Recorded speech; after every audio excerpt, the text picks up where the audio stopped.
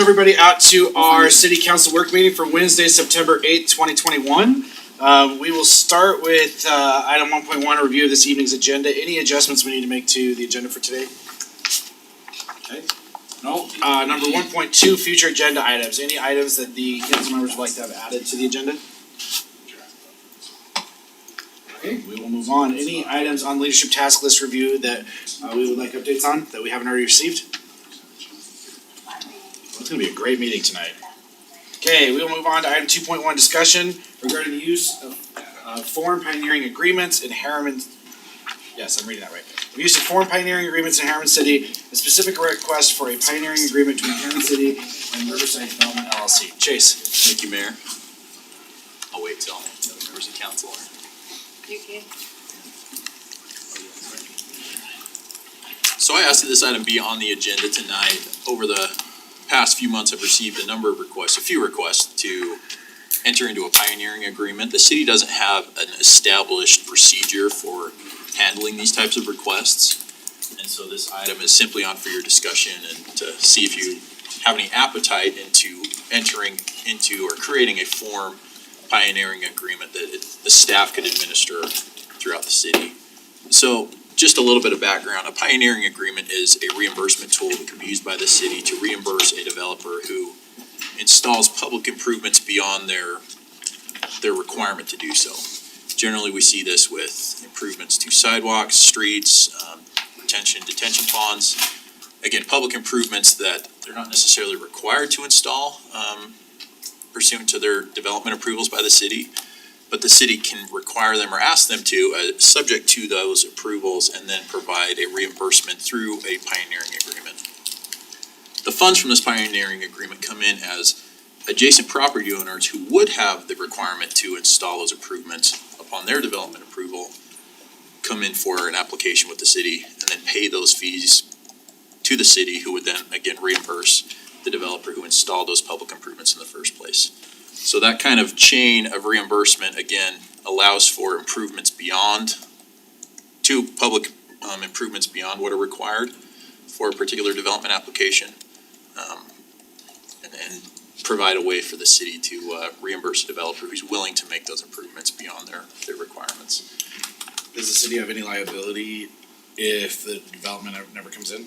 So that is one of the difficulties in these types of agreements is you might have a developer who builds a few lots in a subdivision, installs a sidewalk connecting to an adjacent sidewalk that's not adjacent to their immediate development, and that other development who's benefited by that improvement might not come in for 10, 15, 20 years. And that's just one of the costs and risks that the developer would bear. So the city doesn't bear the liability on that?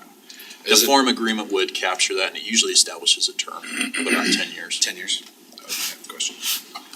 This becomes more important in cities that start to see more infill development, as you see lots that aren't connected. You don't see sidewalks that are connected. 7300 West would be a good example of that, where you've got improvements that are happening. Those those property owners in this case that are developing and subdividing their lots install curb gutter sidewalk, but it doesn't connect to the curb gutter sidewalk that might be 2 or 3 lots down. We can, through a pioneering agreement, have a way to reimburse them if they're willing to make those improvements all at one time when those other property owners do come in. So this is, again, not a discussion of a particular pioneering agreement. I do have on here that we received a request from Riverside Development. This would be related to that form pioneering agreement, which I could bring the council if they do have an appetite for seeing what a form agreement would look like and pursuing that administratively in the future. Any other questions on that item or feedback? The alternative would be just to do it on a case-by-case basis with each person that was requesting that the city consider a pioneering agreement. That have to go through the council at that point? It would. And that's really my question, is give us a couple of, I guess, pros and cons to doing it versus not, and just continuing to do it on a case-by-case basis. There's not a ton of staff time. My practice has always been to just say, you prepare the pioneering agreement and I'll make the changes that I think the city would want to see. So I often shift that burden to property owners or developers who are requesting that. One of the pros, however, is it allows the city to make those types of improvements that might not otherwise be installed for a number of years, right? Using 7300 West as the example again, we might be able to connect stretches of sidewalk that might not otherwise be connected for 5, 10 years, we don't know when, by using this form. And that could be done again administratively if we have a form agreement. If we do it on a case-by-case basis, we would just determine whether or not that was appropriate in this individual case, and the council could make that determination going forward. At the point that the term expires, if the property owner, so term expires, we're no longer gonna reimburse. If the property owner then decides to build, they're not removed of the obligation of reimbursing the city for that cost, or are they just off the hook at that point? After the 10-year period? Yeah. They would not be required to, we would not be required to pay that to the developer at that point. But we would still be able to require that from that property developer. We could, as a condition of development approval. I think I did this, one of these when I lived in Bluffdale, they run the gas line down, if you want to hook on the gas line, you pay the fee. It's not uncommon in cities, and the cities I researched throughout Salt Lake County are about 50-50 as to whether they have a form agreement or not. Some have gone so far as to adopt actual language within their code approving these, and there are ways to guarantee them. Some cities use a protection strip, meaning the developer who installs the improvements actually has a protection strip of property that they own within the right of way that prohibits access to the adjacent property owner's property. I think personally that's a little bit of an overreach, and that's for the council to decide. Our current city code does not allow for protection strips, but there are cities that use that method to kind of guarantee that payment will be made on these types of agreements. Sure, you talked about gas line. It's pretty common for power, gas, phone to do binary agreements. We see them often with them. I think it's the same concept, right? Well, you just put the policy in place, it gives you a form to work off of, if there's anything weird, I should be permission to council at that point, but we just could, good policy to move forward with. And it is an equitable way of administering development in the city, because a developer who decides to come in before their neighbor makes improvements that benefit their neighbor. And so they're just paying their equitable share when they decide to come in, Yeah. which they would otherwise be obligated to pay. I just wanna see language in it that limits the amount that we reimburse to the amount actually collected. For sure. Yeah, that's my question, this equitable calculation, I'd like to understand that. Of course. Right, I don't think it should necessarily be a profit center, like I'm gonna go and install it and then charge people whatever I want for it. It needs to be based on reality, so. And then the next property owner comes in, pays the fees, but it's less than what the reimbursement agreement's for, and we end up paying. So I can come, it sounds, Yeah. Yeah, Put them together. I've used these in ordinance form before, and there was no guarantee of how much was going to the developer, just whatever. So if you, in that instance, the school district had gone in and put their school quite a ways out, so they had to put in a bunch of sidewalk. And so as these other developers came in, they had to pay their prorated share of that sidewalk. But if, this one group never came in, the school they never got that money. And after 10 years, we quit tracking it, and that's, I wouldn't go beyond 10 years, it's just too hard to administrate to that. so it sounds like there's some appetite to just see what that language would look like. I can come back with a form agreement for the council's kind of digestion, bring that back to a work meeting unless you'd like to see it somewhere else. No, we're being fine. That's all. All right, awesome. Then we'll move over to item 2.2, roundtable discussion pertaining to the draft general plan. Michael. Thank you. And as the council knows, the last time this was on your agenda, I was out of town on vacation. I apologize for missing that meeting. I understand from that conversation, though, that the council would like to identify a process of spending more time reviewing the draft before we schedule the public hearing that we've been committed to with the public, saying that we're going to take an extra step, have a city council public hearing. So before we get to that public hearing, we wanted to see what the council's pleasure is as far as how do we move forward. We've suggested that perhaps we use the work session time that we typically reserve for a meeting with the planning commission on the 29th and have that for the city council review of the draft plan. I understand there have been other issues that have been coming before the city that we think the council needs to spend their time on that night.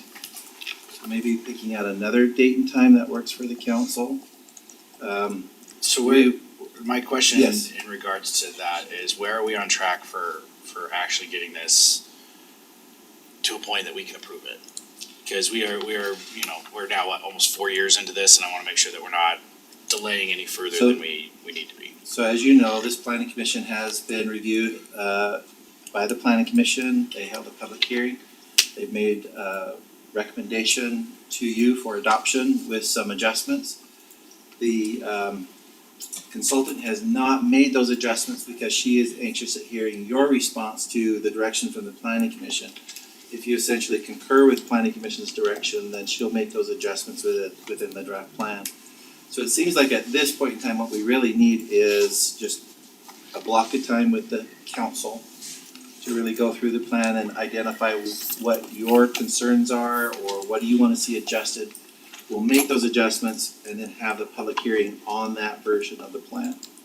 And of course, typically the council would hold that hearing and then have an action on a subsequent meeting. So right now, it's totally in your court. We're ready to go. Why As won't the fast as you 29th wanna go. work? What other issues? I haven't heard of anything, So, but out of the loop on most things these days. I don't know with that right now, but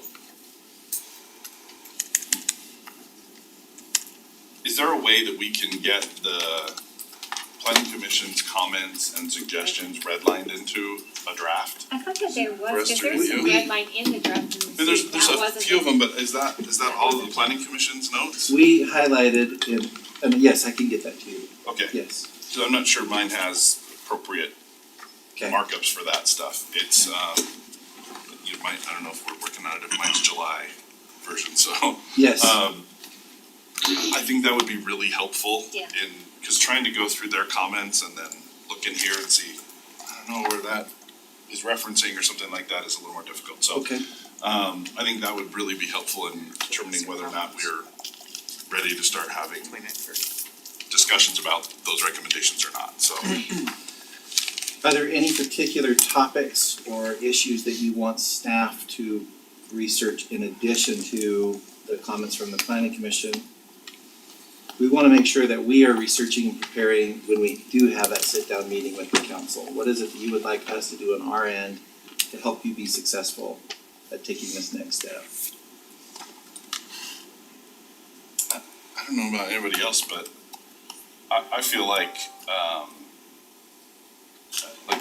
when we went through the MDA as a group and sat down and went through items and discussed them, that was way more productive than trying to say, let's have 5 different people send you emails telling you all the things we want you to research and be ready for, and then come in and find out that as a council, we have questions going in a different direction. So, I still think a meeting like that would be very productive, assuming that we have a good draft to work from.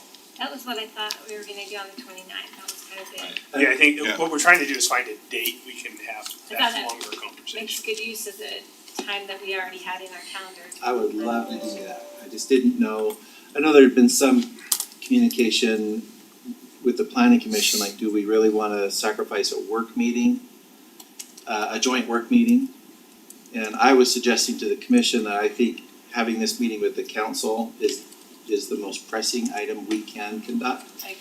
Commission can certainly come and attend that as an open meeting, but it wouldn't be advertised as a joint meeting between council and planning commission.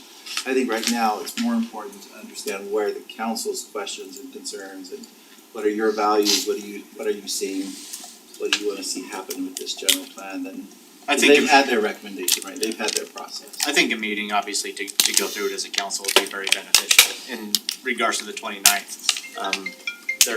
I have a conflict that night with the Utah League of Cities and Towns.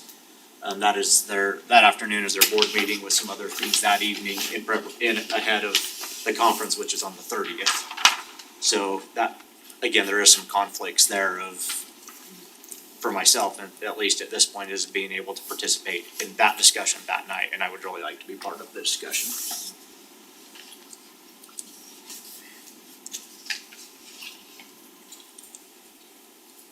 we look for another off Wednesday night for the council? I assume Wednesday nights are typically best for this body. Ones that have been planned. I appreciate that, Jared. So you're talking like the 6th or the 20th? Or something like that in October? The sixth, I Six, believe. you have it, there's an election conflict. Yeah. Oh,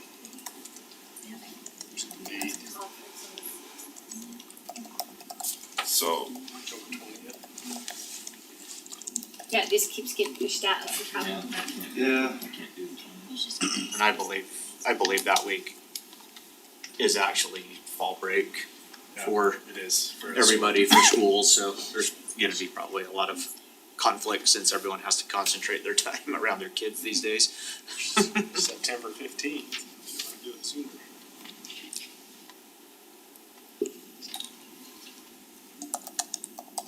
I get on the 15th, it would just have to be in the evening, I have board meetings no longer until 6.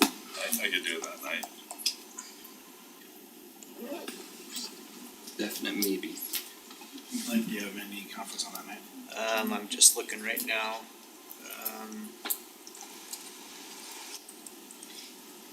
No, I think I could make the night of the 15th work. So we will plan on conducting it like we did the MDA, just walking through the sections, with the council. Okay. I definitely think the sooner we do it, the better off we're gonna be. Again, we're to the point where it's up to the council now to review it and move it forward, so we shouldn't unnecessarily delay that. How soon can we send them the markup with the planning commission? I could contact our consultant right away and have her make those changes. There was, the one part that was a little bit ambiguous was what to do about the annexation declaration area, some of the changes that they made there, but I'm sure we can make the rest of it. You want the changes made, or you just want the comments made? Yeah, I can give you the comments That might be quicker. today, Yeah, tonight. that would be Yeah. fine, that way she doesn't have to double work it, just give us the Yeah, comments. what was the concern and there? Which section they apply to. Would be helpful. Okay. That's my opinion anyway, rather than. Can you give us a brief overview right now as to what we're looking at on that one? I'd have to go back and check my notes, I apologize, Mayor.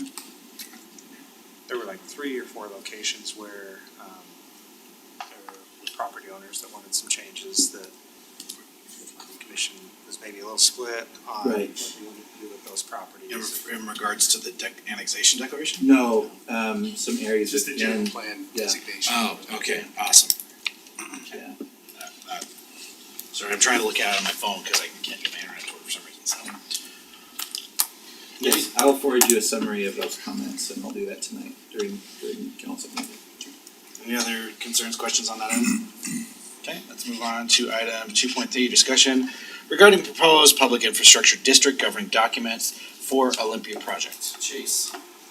So recently, the council amended their public infrastructure district policy to allow for the consideration of a public infrastructure district within residential areas, specifically Olympia residential areas.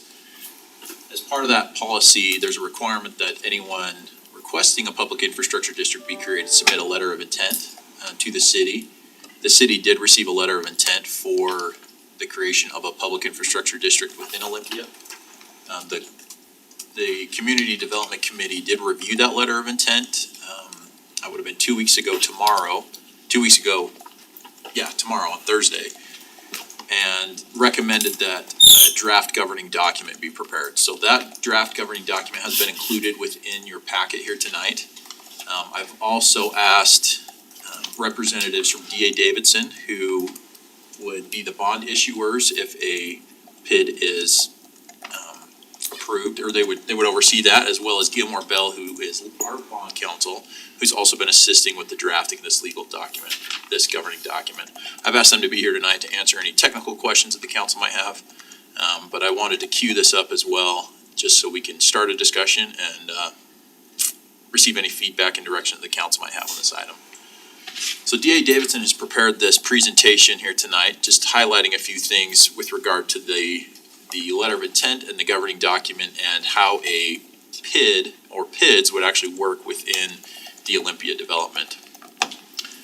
So like I said, the Community Development Committee received that letter of intent. That letter of intent identified a number of things. It identified where that area would be.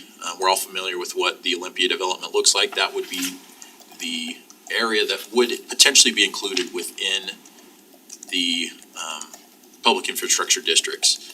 The initial boundaries would actually be much smaller than the full Olympia development. They would be about, I think, 1/14 of an acre in size. State code allows for the annexation of additional area into a public infrastructure district that has been approved as long as the legislative body, which would be you, the city council, identifies where that annexation could stretch out to. So why the need for 7? It would essentially follow the phasing of the development. So we've seen the phasing map of, I think, 4 different phases or 5 different phases within Olympia. They would use potentially at least 5, depending upon how quickly that phasing occurs. So it would track kind of the phasing of the development from east to west. And the annexation would just be expanded. So Public Infrastructure District number 1, and I'll get to this map here.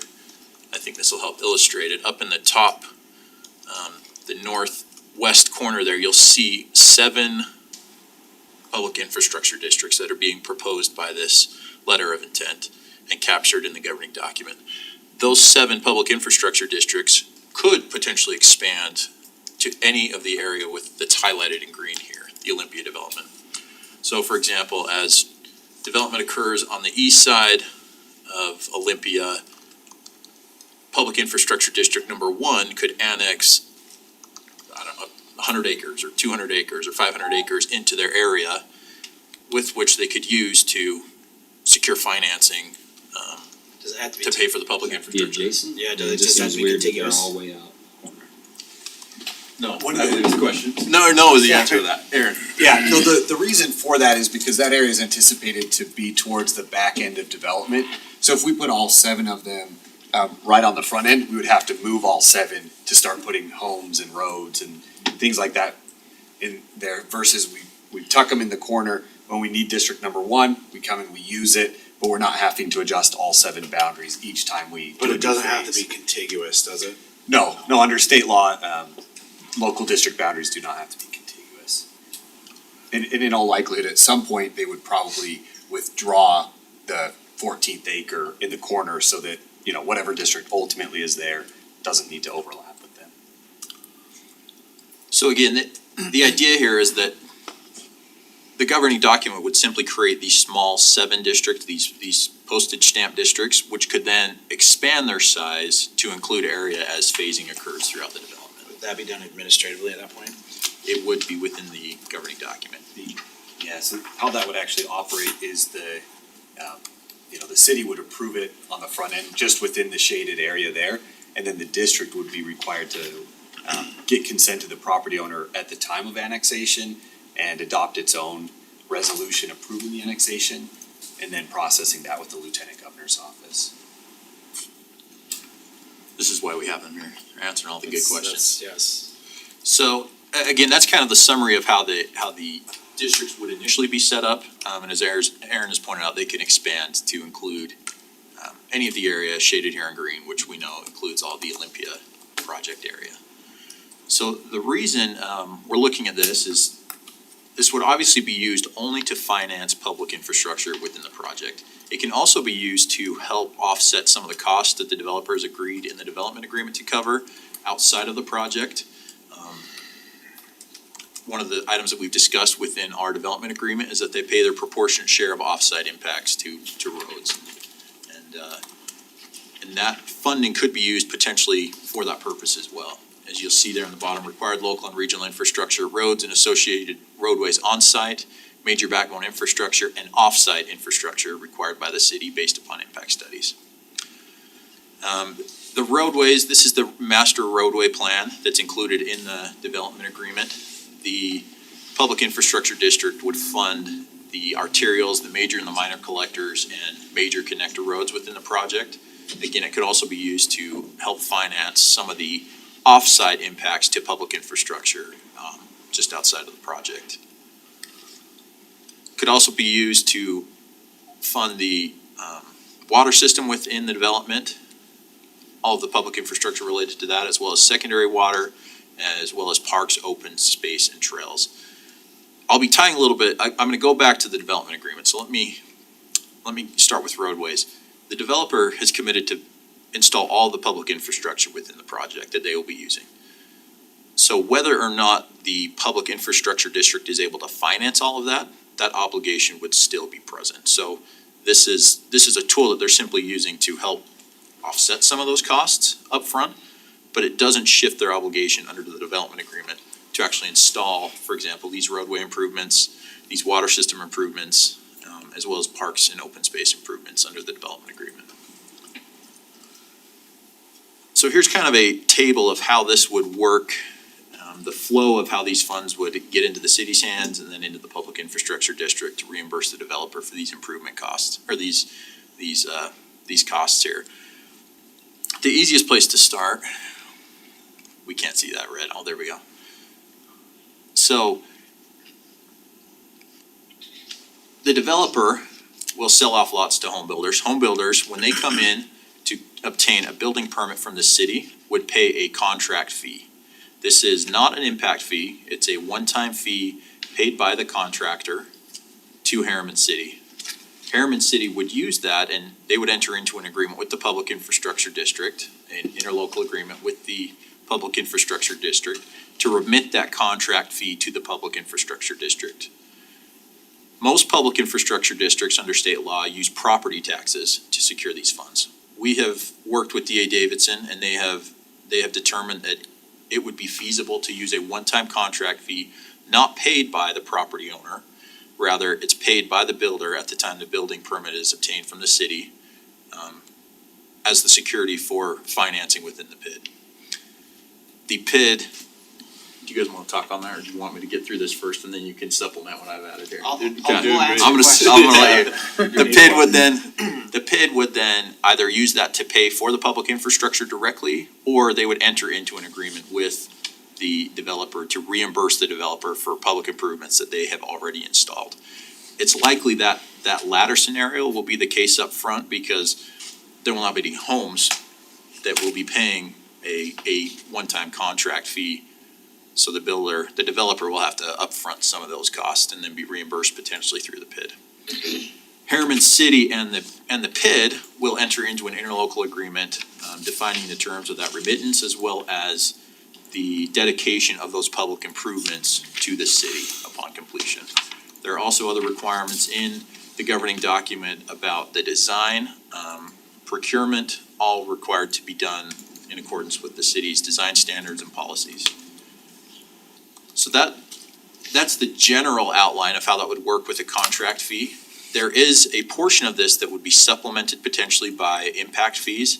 For example, if we have a water tank on the property that services areas outside of Olympia, that would be subject to reimbursement of impact fees paid by development outside of the project, the area. And that could potentially be used to reimburse the developer because they would front the whole cost of the water tank. If it's a 3 million gallon water tank and they're only needed 1.5, the other 1.5 would be subject to reimbursement through impact fees. So that's what this model depicts. And this is a model we're very familiar with where the city collects impact fees from home builders outside of the project and then could use that impact fee to reimburse the PID or the developer, whoever paid for the Does public the language infrastructure. contemplate the opposite, What scenario would that be? where they connect to existing infrastructure and use what others have already paid for? We do have a buy-in provision in the development agreement, so if they are using capacity that's already been paid for by other developments, specifically with a water tank, they would pay whatever their proportionate share is of that buy-in. That's again in the development agreement, not in the governing document. So with your permission, Mayor, I'm gonna turn to DA Davidson and let them Yes. supplement anything that they'd like to with regard to this kind of workflow and how that would work from a bonding perspective. Please. Okay.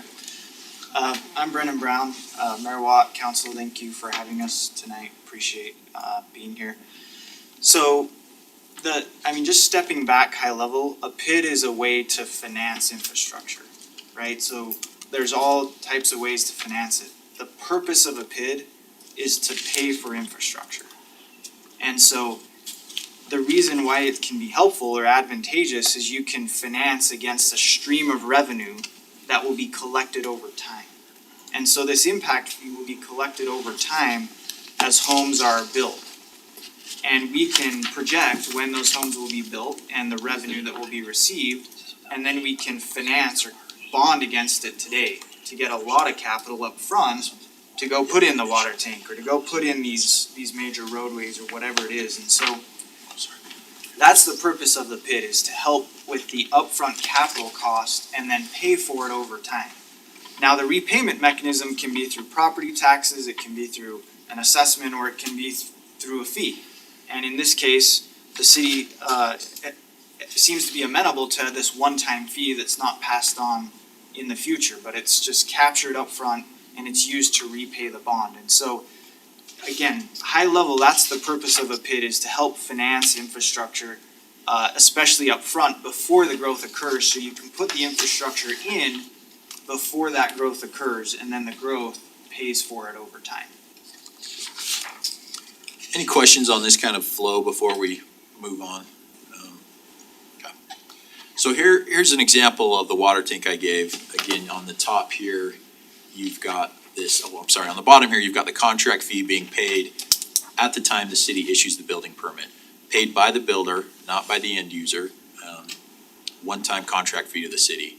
You also have impact fees paid by development that occurs outside of the project area that may be benefited by public improvements on the project or within the project. Using this example, if the water tank costs $10 million and you're able to collect $5 million of impact fees that would be eligible for reimbursement on this, and $10 million in contract fees, again, using our 3 million gallon example, 5 million of that would go into the PID, 10 million of that would go into the PID. That $15 million would be used to obtain the financing, which would then go, 5 million of which could be used by the developer for other public improvements, and 10 million of which could go to actually pay for the improvements of the water tower. And this again highlights those two different revenue streams, impact fees from off-site development that would be eligible for reimbursement here, and then the contract fee paid by builders within the project. We're not planning on a water tower, right? We're just talking about a water tank, and that's pretty graphic, right? It was a pretty graphic. That's a whole different ball of wax that we don't wanna get into. I think they're still using clip art from All right. 2004, so, no. It's the best we got. Yeah. So this table just identifies some of the improvements that would need to be made. These are just public improvements again. Only public improvements are eligible for reimbursement through this mechanism. So this is a list of the public improvements that would need to be made. Again, you see just the subtotal of the infrastructure is 270 million with some of these additional costs built in that they anticipate. So almost $400 million for costs related to the public improvements for the Olympia project. Again, it's not anticipated that this mechanism will actually pay for all of that. This is simply identifying what the costs are going to be, and a contract fee would need to be established to help figure out what amount would be able to be bonded for to help offset some of those costs. Just so that I understand correctly, when we talk about a contract fee, we keep saying it's gonna be paid for by the builder. I assume that cost eventually is going to get passed on to the homeowner. Is that a direct pass along, or is that allowed, or is that going to be something that they just have to take out of their profits based on market? So that's largely gonna be dependent upon the builder, right? I mean, it's much like impact fees are. Those, we really have no control as a city over whether or not those get passed on to the end user, because the market dictates largely what that price is going to be. But because this is a contract fee, there will not be an impact fee that would also be assessed at the same time, correct? Correct. So it'll get passed. So it'll get passed through either way. Just like it does It's now, just, it's a different name for the same it's thing. a different name. I just wanna make sure that we're not hitting cause I paid my impact fees when I bought my house. Right. It is what it is, but I wanna make sure that we're not hitting the homeowner twice. And state law prohibits you from double dipping in that regard, so going back again to the development agreement, we've identified what impact fees we are going to collect, and that would be simply our public safety impact fees. and all other public impact fees would be wiped out and covered by the public infrastructure district financing. And it's from a finance standpoint, are they the same, basically the same cost, and we just are changing the definition of this particular fee? So, no, good question though. So we're not assessing a fee here, we're simply establishing what It could be. the fee needs to be, and that's largely dependent upon the developer, right? They have to figure that out. They have to figure it out because their obligation is to install the roads, whether they are able to obtain any PID financing or Yeah, not. I mean, and if they wanted to charge a $200,000 fee, that's fine. Right. Nobody's gonna buy a But then house. nobody's gonna buy the houses, right? So it's gotta be something market driven, infrastructure driven. There's a balance between all of those forces that So that's kinda, kind of leads keep it into where it my needs to two be. initial questions so far. One, which one should I ask first? Several times in this and the general plan, or and the MDA, it references an assessment versus the contract fee. I mean, clearly distinguishes the two, but doesn't really tell us what's contemplated by an assessment. Yeah, so the reason that's in there is assessment bonds are, take place throughout the state, they predate PIDs, but like the contract fee, sometimes they might be advantageous because they're directly secured by the land. Here, there's not an interest in doing that because, the property's getting taken down in phases and the property owner isn't interested currently in encumbering all their property. But if that changed and the developer bought the land and it was more advantageous, they could do an assessment, but it still has the same requirement that the assessment has to get paid, I think at the building permit stage. So it'd be very similar. We just didn't want to limit that ability when it's getting at the same thing. And maybe, 8 years from now, 10 years from now, the economics of development are different and it's better to have a land secured than a fee based, and they could choose to do that.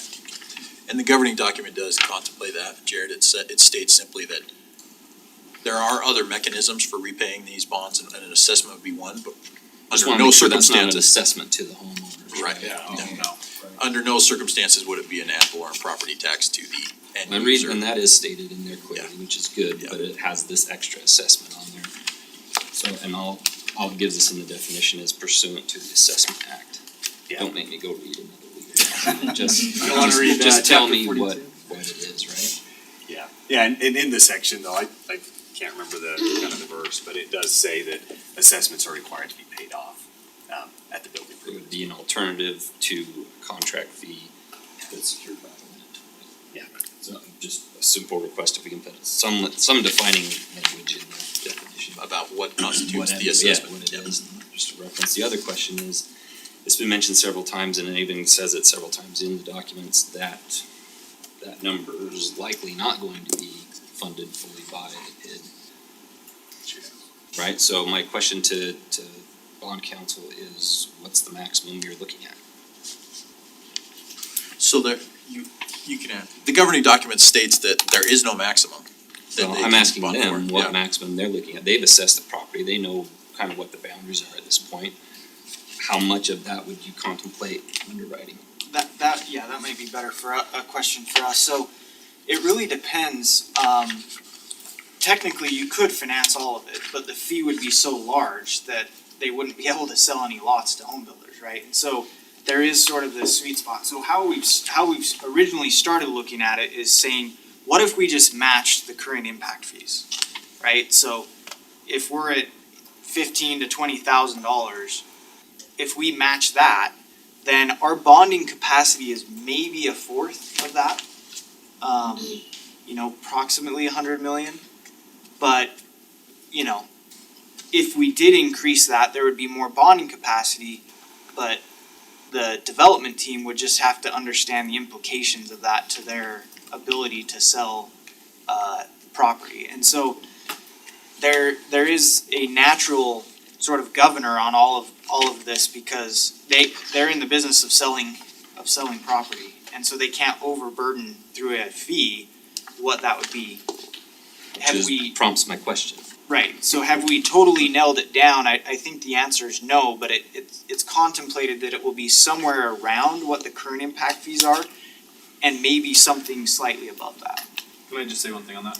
So here's what would happen in reality. So if a builder's used to paying $20,000 for an impact fee in Harriman City, and let's say I wanna charge 40, just kind of make it an extreme example. If I normally sell them a lot for $100,000, they know that on top of that, they have a $20,000 impact fee they're gonna have to pay the city. If I charge them a $40,000 impact fee or contract fee, I can't sell it to them for 100, I have to sell it to them for 80. So we may elect, depending on what interest rates are, we may elect to do a $40,000 contract fee, recognizing that I'm really paying for it, we are, our team, but it's a cheaper way to finance it, potentially. And that'll be market driven, so normally, I think normally our goal or expectation would be, it makes more sense to try and match it, but if on the front end, which we have a big water tank, it looks like that we're gonna need to oversize for the city and some things, we may choose to do a higher contract fee on the front end, knowing we have to pay for it. The builders they're not gonna absorb it. So unless we can show value, right? So if we say, hey, but look at this awesome park, or these amenities or something, then, you might be able to get a little bit more out of them, but ultimately, we're the ones paying for it. We just would have to sell the lots for less. One thing that I would add, Randy Larson with Gilmore and Bell, is that your development agreement does not let developer off the hook for providing any of that infrastructure. I mean, if the PID somehow cannot finance what is anticipated or is expected, that does not remove the obligation. The developer can't say, sorry, PID couldn't raise the money, give me my entitlement. And that's intentional. You don't contract as a development agreement with the PID, it's just a capital financing tool. And that's what ensures protection, one way or another.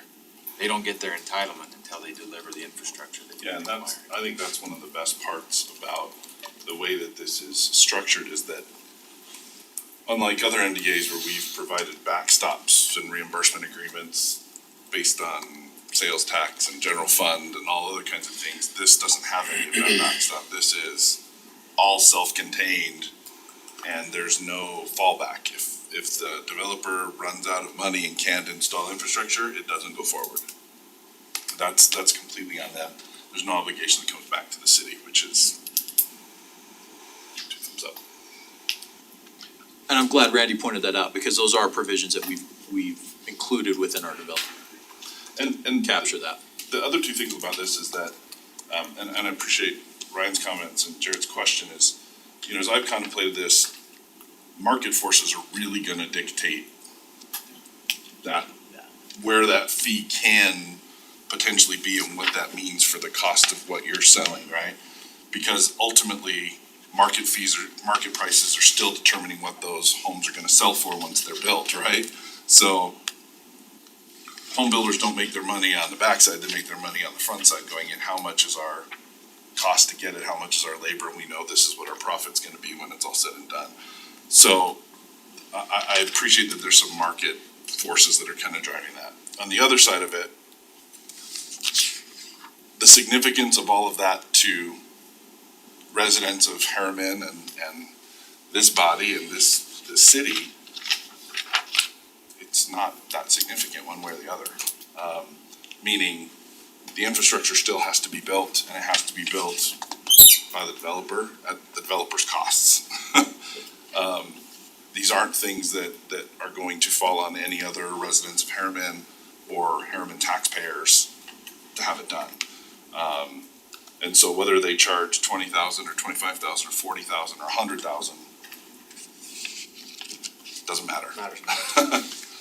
The market prices are still gonna control what those properties sell for at the end.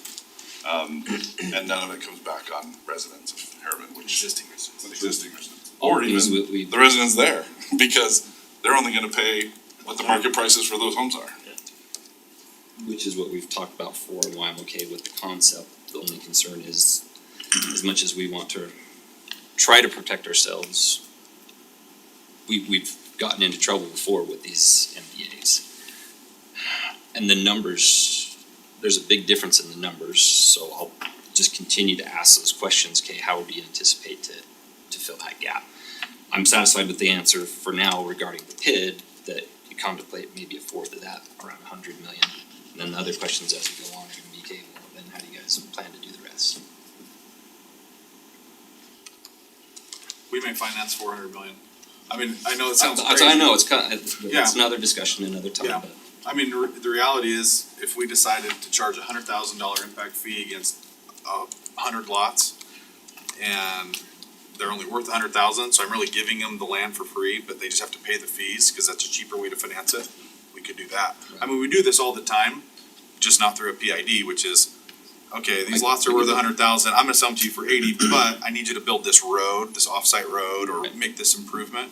So we fund it that way all the time, so this really functions the exact same way. The market is what it is for the price of the lot, including those contract or impact fees.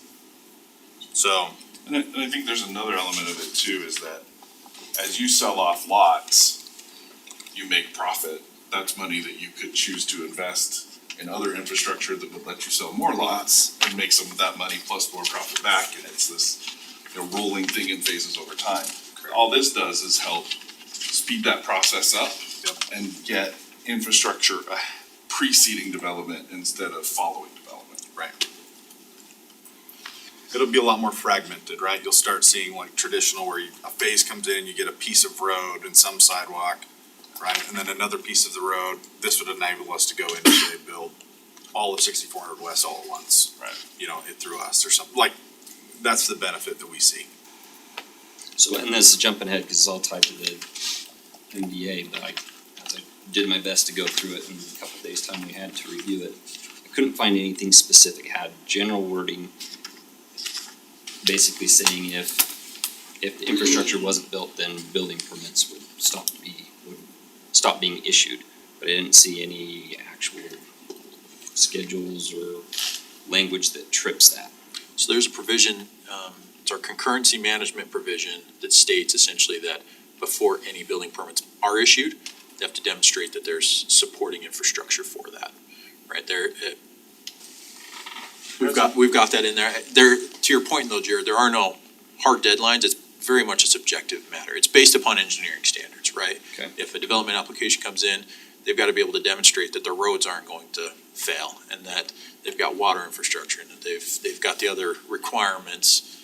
Stormwater management. With regard to that, before a building permit is issued, so. Thank you.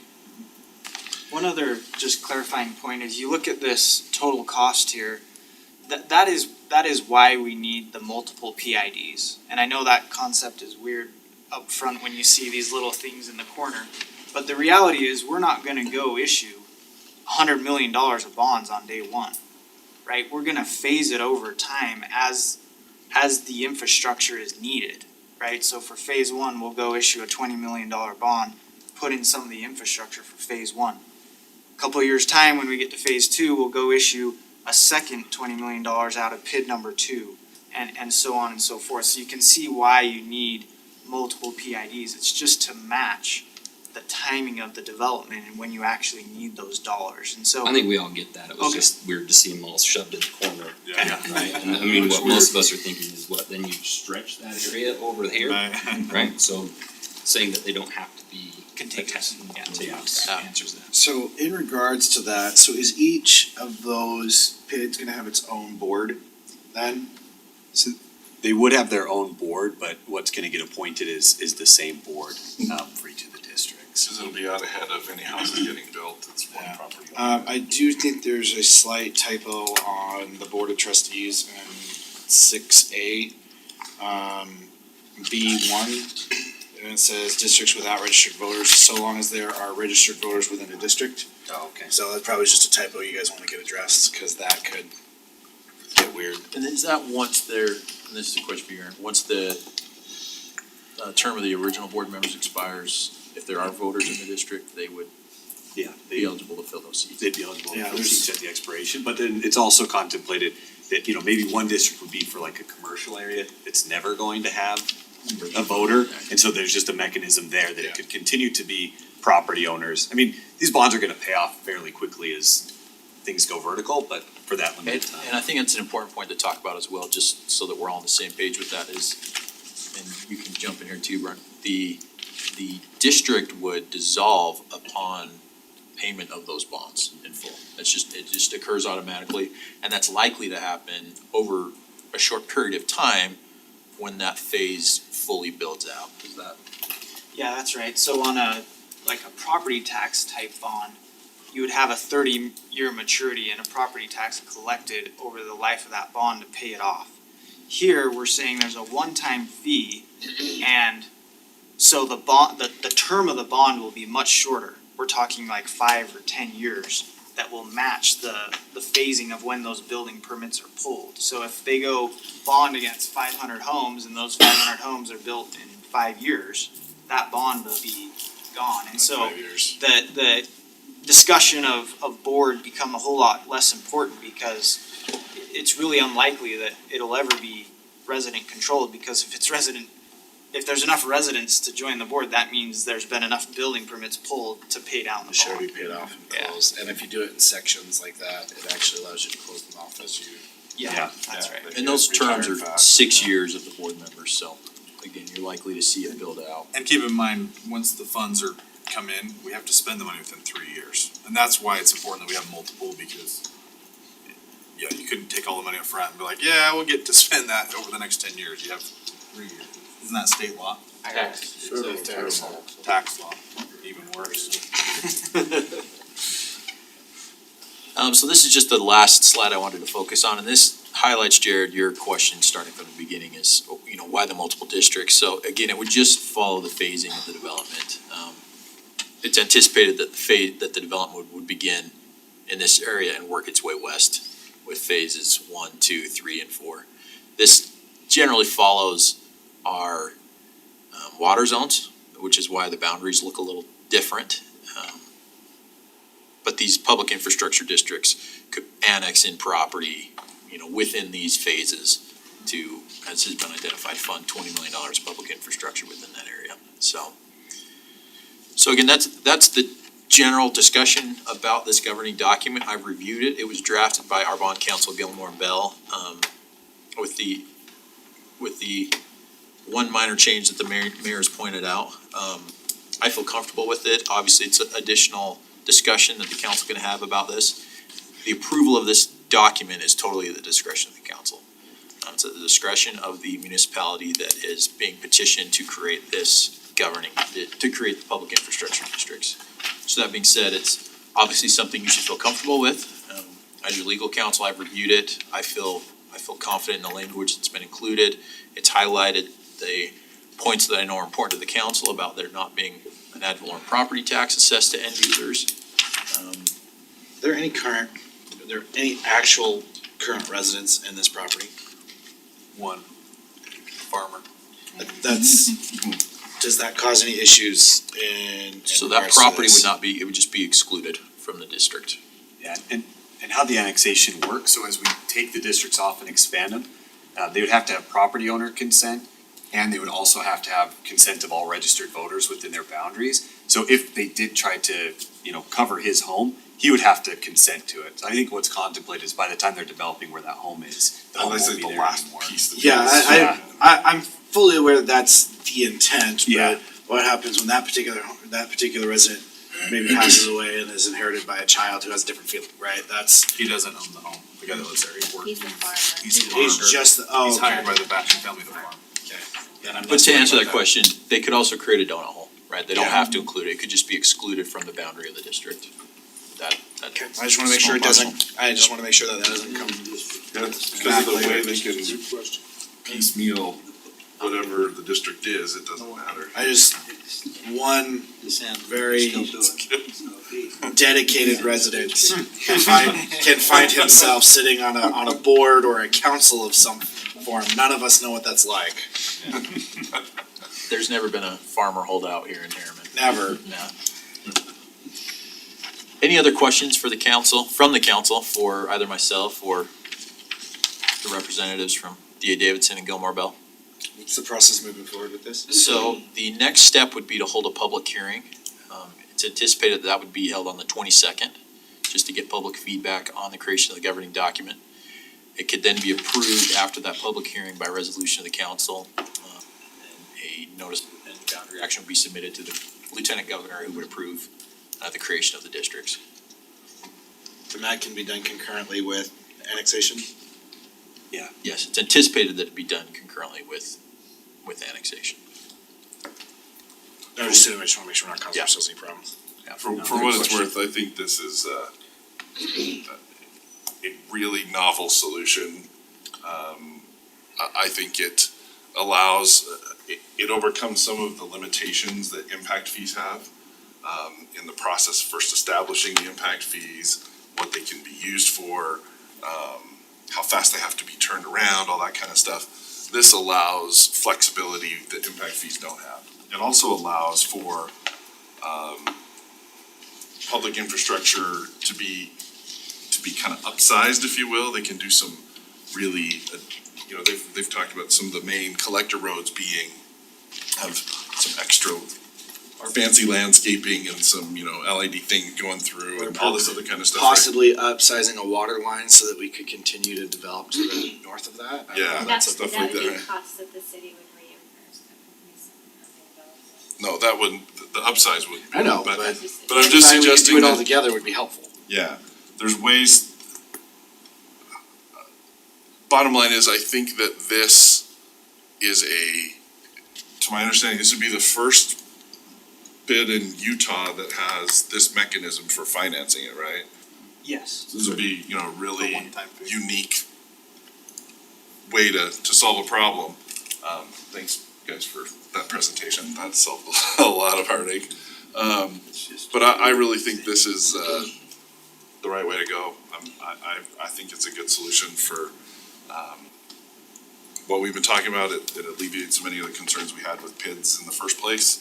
I think it allows market forces to determine where these things are all gonna land and doesn't pass on unforeseen expenses to future homeowners. I'm all for it, ready to go.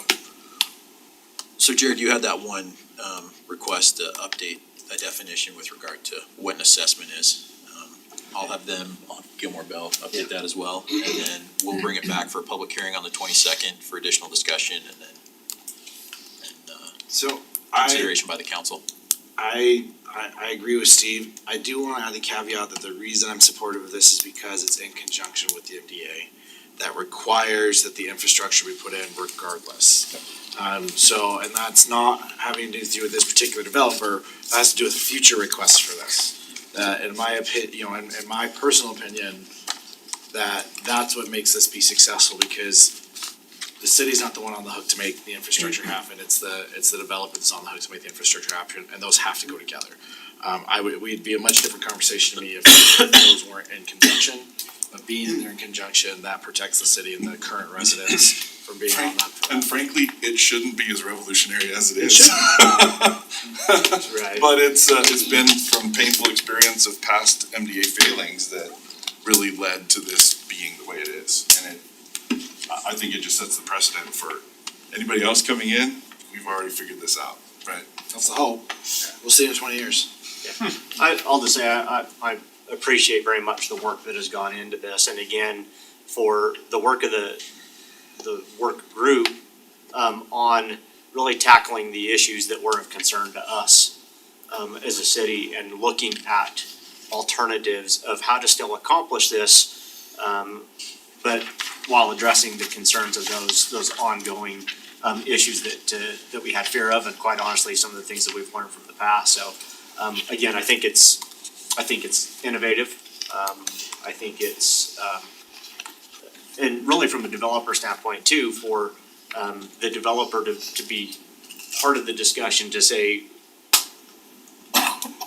rather than to be resistant to just saying, this is what it says PIDs should do, and this is how we understand they should work, and this is what we wanna do, to come to the table and say, we wanna be part of the solution in figuring out, how do we do this and make it work where it's beneficial to all, and again, I think it's been a great collaboration. And again, innovative, and I'm supportive of continuing to move it forward, so thanks for everyone's work very much. I would say one thing is that I think it's this council's commitment to opposing attacks. That our reason for the policy we adopted and where it was, confined to and saying that we didn't want it to be, on retail or on residential homes and all, that foresight, that decision is what kind of creativity, right? And it brought in D.A. Davidson and made them noodle some things out and look for some paths forward that hadn't been considered before. So, kudos to this body for standing the ground on that, because I think it led to a better outcome overall. Any other thoughts? Okay, that brings us to the end of our work meeting, unless I'm missing something. God bless America. I don't know what to do with my hands. So I'm gonna accept a motion to adjourn from our work meeting. So moved. Second. All in favor? Aye. Aye. Doing this for 4 years and. Yeah, you guys. Or at least I've never gotten done on our meeting. I'm gonna eat a sandwich, how about that? Number 8. Yeah.